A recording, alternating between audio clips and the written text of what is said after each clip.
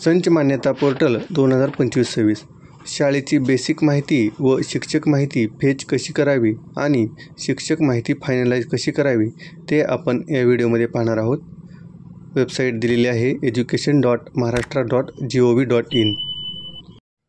ही website open केल्यानंतर विभागीय link या टॅबमधील संच मान्यता पोर्टलवर क्लिक करावे. त्यानंतर शाळेचा UDIS कोड टाकावा आणि संच मान्यता पोर्टलचा पासवर्ड या ठिकाणी टाकावा. संच मान्यता आणि स्कूल पोर्टलचा पासवर्ड एकच असतो. जर लॉग इन होत नसेल तर केंद्रप्रमुख लॉग इनवरून स्कूल पोर्टलचा पासवर्ड रिसेट करून घ्यावा आणि त्यानंतर संच मान्यता पोर्टलवर तो पासवर्ड टाकावा. त्यानंतर लॉग इनवर क्लिक करावे.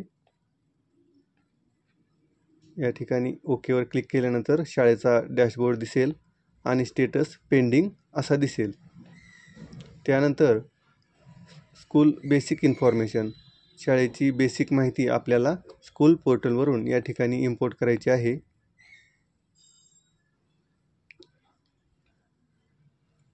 School basic information get school डाटावर क्लिक करावे. ही सर्व माहिती स्कूल पोर्टलवरून येणार आहे. यामध्ये काही दुरुस्ती असेल तर ती आपल्याला स्कूल पोर्टलवर करावी लागणार आहे. डाटा फेच्ड सक्सेसफुली या ठिकाणी डाटा इम्पोर्ट झालेला आहे. आपण शाळेची संपूर्ण माहिती अचूक असल्याची खात्री करावी. शाळेचे नाव, UDIS, माध्यम, मॅनेजमेंट, शाळेतील खालचा वर्ग, वरचा वर्ग, वर्गखोल्यांची संख्या, माध्यम ही सर्व माहिती अचूक असल्याची खात्री करावी. त्यानंतर शिक्षक माहिती शालार्थमधून इम्पोर्ट कशी करावी ते पाहूया.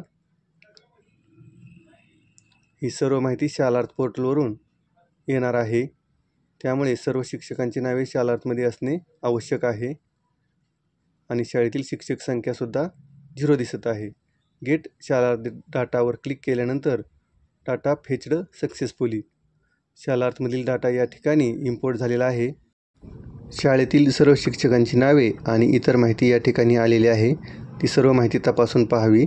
यामध्ये काही दुरुस्ती असेल तर शालार्थ पोर्टलवर करून घ्यावी आणि वरील तक्त्यामध्ये शाळेतील मुख्याध्यापक, विषय शिक्षक आणि उपशिक्षकांची माहिती आलेली आहे का याची खात्री करावी. ही सर्व माहिती अचूक असेल तरच फायनलाइज करावे. फायनलाइज करण्यापूर्वी सर्व माहिती अचूक आहे का हे पाहावे